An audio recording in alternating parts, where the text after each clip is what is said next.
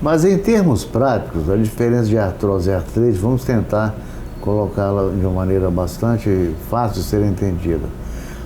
Vamos tomar como exemplo a artrose de joelhos. A artrose dos joelhos é uma doença que no início dói pouco. E quando é que ela dói? Ao subir escadas, ao descer escadas, após as longas caminhadas, isso é artrose. Ou seja, é pouco incomodativa, sobretudo no início.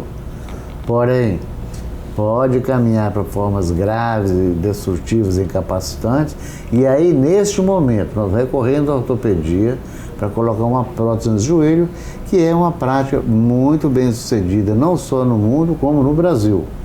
Hoje nós temos ortopedistas muito competentes para colocar próteses, substituir o joelho por um material de titânio. A artrite é diferente.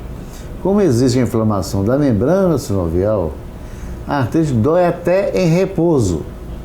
E principalmente quando a pessoa acorda, vamos tomar um exemplo concreto, que falaremos mais adiante, a artrite reumatoide. A pessoa acorda com as inflamações nas interfalanginas proximais, nas metacarpofalangianas, nos punhos, bilateralmente, não raro nos pés, nos joelhos, nos cotovelos, ou seja, é uma forma de poliartrite simétrica, altamente dolorosa, seja em movimento, seja em repouso. E ela se instala de uma maneira insidiosa. Então, é muito diferente da artrose. Aqui nós temos o exemplo mais clássico de artrite na reumatologia, ou seja, a doença rainha da especialidade, que é a artrite reumatoide. Ela envolve as articulações interfalangianas, que nós chamamos proximais, as metacarpofalangianas e os punhos, poupa as articulações interfalangianas distais, diferente daquela artrose das vovós e das mulheres pós-menopausadas. Essa artrite, a pessoa acorda com a mão dura e é sempre bilateral e caminha para deformidades importantes. Vejo aqui também artrite das metacarpofalangianas bilateralmente e aqui caminhando para deformidade. O estágio ideal para abordar o tratamento da artrite reumatoide é nessa fase, desse primeiro diapositivo. Essa aqui é outra forma extremamente comum de artrose, uma artrose da articulação interfalangiana distal, chamada de nódulo de Everden. Certamente muitas avós e das mães pós-menopausa são portadoras dessa doença, que é absolutamente benigna. Na maioria das vezes, a repercussão dessa artrose é meramente estética, ou seja, o dedinho fica feio, mas ela não passa para outras articulações, ela não tem nenhuma repercussão inflamatória e, se diagnosticada no início, tem muita facilidade, é muito provável que seu controle seja eficaz. Enquanto que a artrose responde favoravelmente a medicações relativamente simples, a artrite reumatoide, dependendo do estágio e dependendo da gravidade do acometimento, temos que valer de armas muito potentes. E aí nós temos uma coisa muito animadora para dizer hoje em dia. Todos os reumatismos, um bom número tem cura, e todas as formas de doenças reumáticas têm tratamento eficaz hoje em dia, inclusive as formas mais graves, tal como ocorrendo nas colagenoses.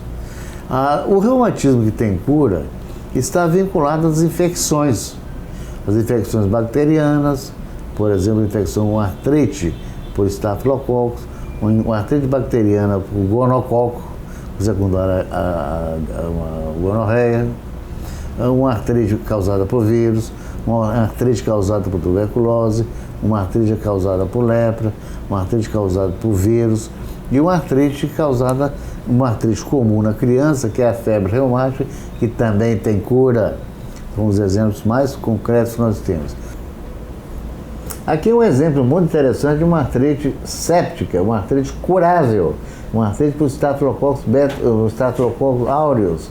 Essa artrite, vocês vejam que o líquido sinovial, que deveria ser da cor de um azeite de oliva, extra virgem de preferência, esse aqui é um turvo, né, um leitoso, isso é pus na junta, e é absolutamente abordável e curável através de antibióticos, sobretudo quando o diagnóstico é precoce.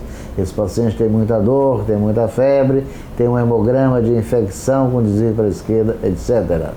Aqui é outro exemplo de uma artrite curável, a artrite gonocócica, ou seja, o paciente contrai uma gonococcía, aquela gonorreia com escorrimento uretral, etc, etc, faz uma artrite de instalação súbita intensamente dolorosa, e aí vai referir uma história sexual, uma atividade sexual prévia, e aparece às vezes na pele uma bolha como se fosse a queimadura de cigarro, forma uma bolinha assim.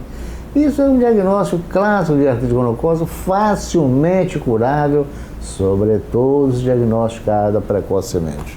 As outras formas de doenças reumáticas não têm cura efetiva no sentido do entendimento do público geral, mas segundo a orientação e o entendimento da Organização Médica de Saúde, a Organização Mundial de Saúde, se a pessoa tem uma doença, mas leva uma vida normal, tecnicamente ela está curada. Exemplo, se um diabetes está com a sua glicose controlada em torno de 90, tecnicamente está curado. O hipertenso, se tem sua pressão na base de 11/8, está curado, em que pese o fato de ter que tomar remédio continuamente. E aí acontece um paradoxo na reumatologia. As pessoas ficam cismadas com o fato de tomar remédios anti-inflamatórios, etc., por um longo período, e acham que, mas vou tomar o remédio o resto da vida. É possível que sim, em muitas situações, tal como acontece com diabetes, tal como acontece com a hipertensão arterial. De forma que essa atitude pessimista, reumatismo não tem cura, não tem jeito. Tem jeito, sim, sim. Nós temos que ter a pressa do diagnóstico. Nós temos que fazer o diagnóstico na fase inicial da doença, pois aí é onde nós teremos certamente os melhores resultados sobre o tratamento da doença reumática. Como é que podemos evitar uma doença reumática? Quais são as medidas preventivas para não ter reumatismo? É difícil, tal como é em toda a medicina, mas algumas práticas são muito interessantes. Por exemplo, em primeiro lugar, evitar o sobrepeso.